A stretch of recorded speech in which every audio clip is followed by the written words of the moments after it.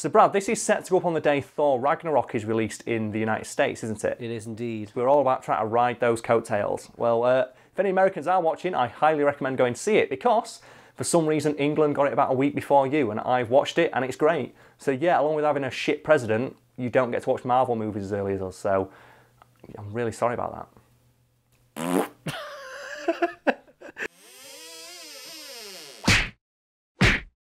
It goes without saying that the Incredible Hulk is one of the most powerful entities in comic history, with a list of feats so impressive they'd make Superman tempted to edit his own Wikipedia page. However, the Incredible Hulk does have one rather hilarious and adorable weakness: puppies.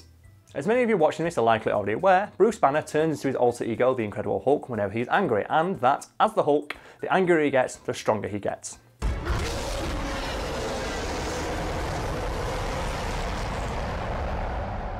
So how strong can the Hulk actually get? 'Cause there's got to be a point where he stops getting angrier. Not according to the comics there isn't, because there is no limit to how strong the Hulk can get or how pissed off he can be. The Hulk is a force of nature. He's pure rage and destruction that can't be stopped. And there are various lines in various comics establishing that his strength is incalculable and is effectively infinite and is bound only by one, how angry he is, and two, how much Bruce Banner limits his strength in his own mind. I thought that Bruce Banner wasn't supposed to have control over the Hulk. In the films he doesn't really, but in the comics it's kind of established that he does, and that even if he does it subconsciously, Bruce Banner places limits on the Hulk's strength, which is how comic writers have explained why the Hulk doesn't just kill everybody with one punch, because that's realistically what he should do. And they say that Bruce Banner subconsciously limits how strong the Hulk can get when fighting certain people so that he doesn't kill them. They tend to do this with a lot of superheroes, where they basically establish a hero, and then because they have nowhere to go, they get them stronger and stronger. Power creep, where with the Hulk especially, because his only real power is that he just gets really strong, there are some quite ridiculous examples of stuff that he's done. One of my personal favourites is, there is one comic, I'll send you the link to this, where he punches so fast and so hard, the air whipping against his fist at that moment catches fire and causes enough light to light up an entire universe of darkness. There's one in one comic where he is in the earth itself and he holds together two continents just by pulling them together with sheer strength. There's one where he is underneath. It's the famous image of there being a mountain, and underneath it's like a 100 billion ton mountain, and underneath it all is one man, and it shows you it's just the Hulk.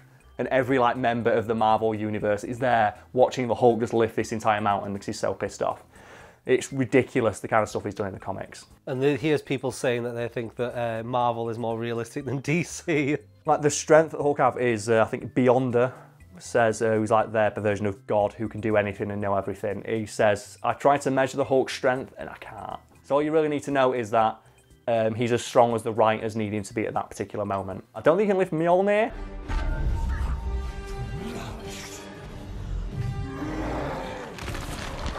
But there is one comic where he throws Thor into space, holding it, and then uses it in space. There's no gravity to hold it down and beats him to death with it then.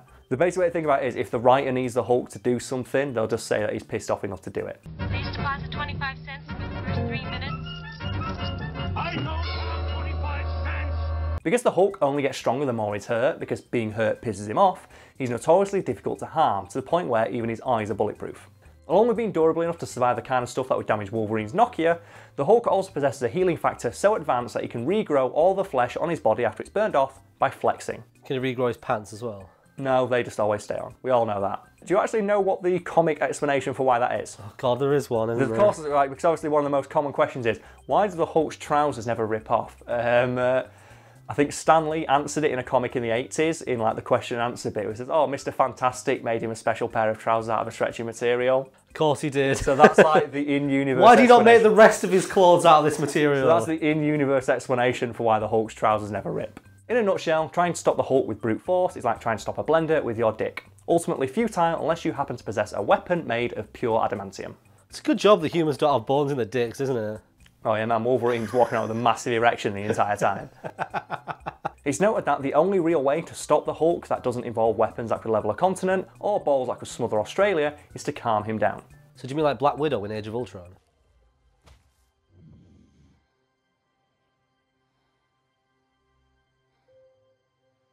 Exactly like that, yes. But in the comics, it's mostly Betty Ross who does that, who calms him down because it's obviously Bruce Banner's girlfriend. So like that scene in the shitty Hulk movie we don't talk about, that came out in like 2003, I think it was.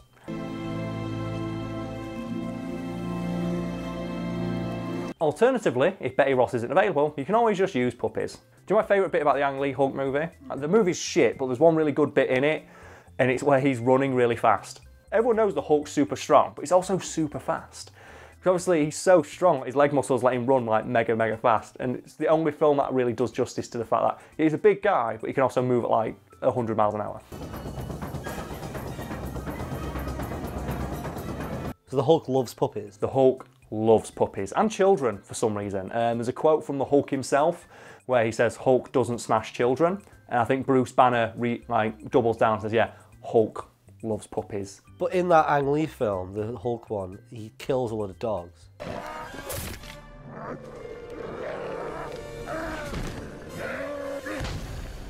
Yeah, and that was a shit movie, and you can see why people don't really talk about it much. So the Hulk won't hurt children because he sees them as being innocent, and he loves puppies because everyone loves puppies. It's established in comics that a guaranteed way to calm him down, if they don't have like Betty Ross available or they can't get like an adrenaline suppressant, is just to shower him with hundreds and hundreds of dogs. And you're probably thinking, Karl, is there a picture of this in a comic book? And yes, there is.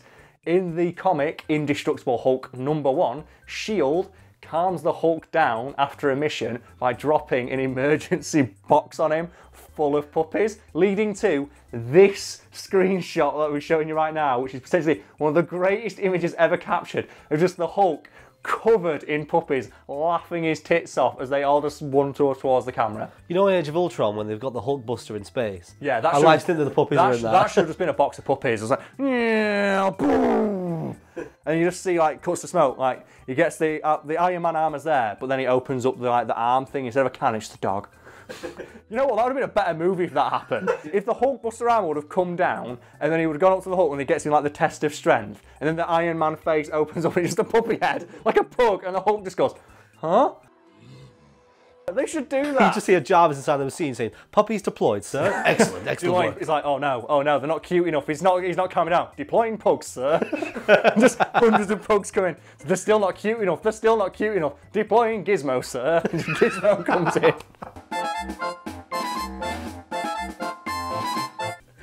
Oh my god, that's what they need to put that in at least one Marvel movie, just as an offshoot to it. Because I get it, they've got the thing of like, oh, Black Widow can calm him down because Bruce Banner's got feelings for Black Widow. But I would much prefer it if instead of it being Black Widow, she just pulls out a dog and says, Hulk, come on big guy, you've done your butt now, here's your reward. And just gives him like a puppy and is like, oh, and then calms down. But, oh my god, that is probably one of the greatest things I ever researched when I found that out. Because I thought, oh yeah, let's research the Hulk, let's try and write an article about him. What are the Hulk's weaknesses? The Hulk's weaknesses include, and I saw it and it said puppies, and I went, that's fucking bullshit. Someone's edited this as a joke. And I looked and I found the screenshot that's behind me now that you can see on the laptop in front of you. What really cracks me about it is that S.H.I.E.L.D. knows and always keeps just an emergency supply of puppies on hand. The idea that someone on the S.H.I.E.L.D. helicarrier's job is just like to look after the puppies. Because you know what? If any of those puppies are mistreated or any of them get ill, what do you think is going to piss the Hulk off faster? So that's the ultimate incentive to do your job proper. So these are to stop the Hulk. Goes, oh shit, so it's important. Also as well, if any of these get hurt and the Hulk sees, you're just going to make him even angrier. And like, you know you've got good insurance working for S.H.I.E.L.D. on all that, but we're not going to pay out if you get thrown into orbit. You do get to work with puppies all day and you do get your big fat government pension for it, but at the same time you might get smashed by the Hulk.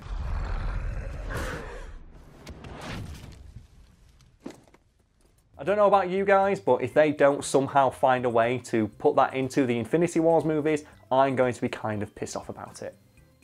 And no, I'm not saying it, Brad. I'm not saying, and you wouldn't like me when I'm pissed off. Also, stop rolling the camera and cut to the... So how good is Ragnarok then? It's an amazing movie. I highly recommend anyone who's watching this to go see it in the cinema.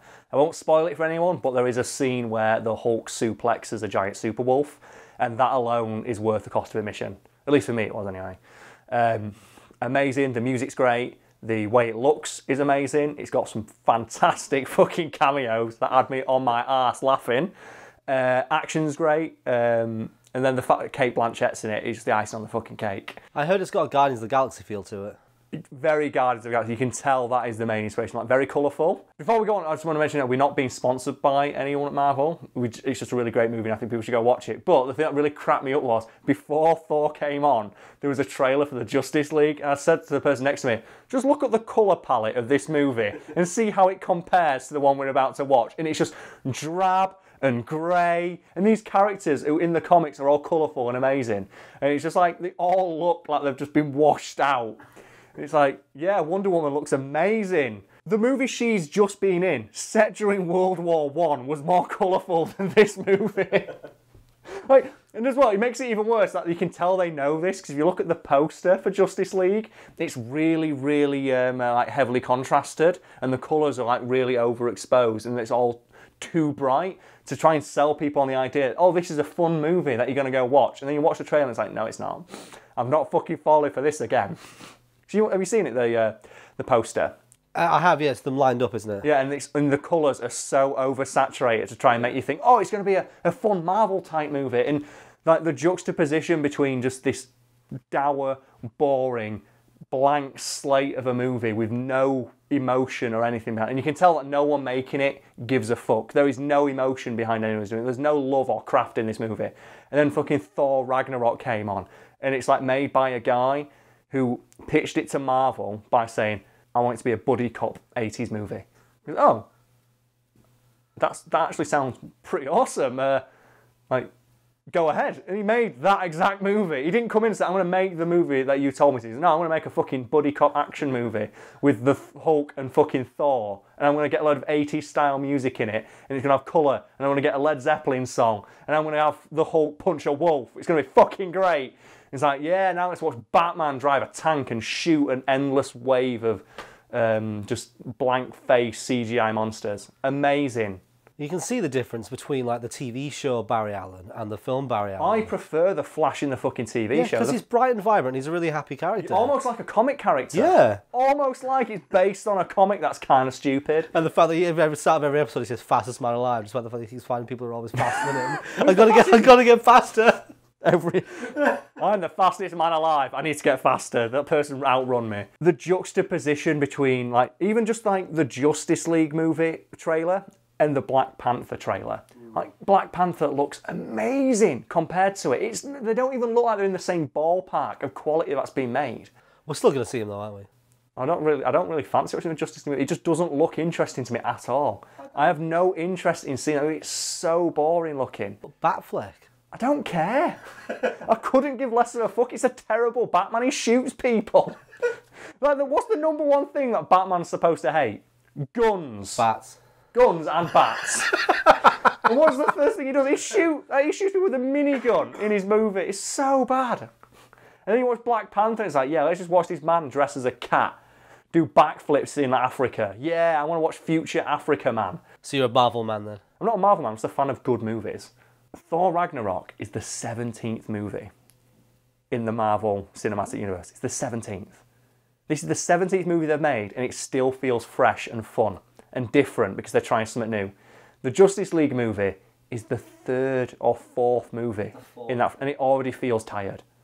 It's the 4th, because we had Man of Steel, Batman vs Superman, Wonder Woman, and then this. It's the 4th movie in, and I'm already sick of watching them. It's because they're rushing. Yeah, they're going too quick. It's the 4th movie in that entire extended universe, and I already feel bored of the characters. Where we're 17 movies into the Marvel universe, I'm like, I can't wait for Black Panther. Do you give the slightest whiff of a fuck about Barry Allen in that movie? I don't know anything about him. Exactly. Do you give the slightest hint of a fuck about Cyborg? No. Like, the only one I care about is Aquaman because he looks badass. Yeah, we know that we could because we've seen a movie where we feel sorry for a talking tree who can say 3 words. They can cause you to feel emotion for a character who's literally got 3 words of dialogue. And then you watch this one like Superman, the greatest, most famous hero of all time. It's like, I don't really care. I don't give a fuck. I don't care about any of the characters. And it's so weird that it's 4 movies in and I'm already sick of watching them. Because there's nothing to it. It's just the same slate of grey. It's like, oh, I'm just going to drink this dishwater, I guess. And you watch like Thor Ragnarok, and it's like, yeah, do you want to see an 80s buddy cop movie with a giant green punch man and the God of Thunder? Okay. Do you want to watch a spy movie with like the literal personification of America teaming up with like a sexy Russian spy? Yeah, that actually sounds pretty good. Do you want to watch a heist movie with a guy who controls ants? I actually really, really do. Do you want to see this film where we turn Benedict Cumberbatch into a surgeon wizard? Yes. Yes, I do. And then you was like, do you want to see like Superman drown in a pit of skulls? No. Do you want to see Batman shoot someone with a machine gun? No. Do you want to see a Wonder Woman movie where the backdrop is World War One? It's like, well, actually, yeah, that does sound kind of pretty badass. But all the rest, no. Fuck it. Oh, God. I think I made a good point there.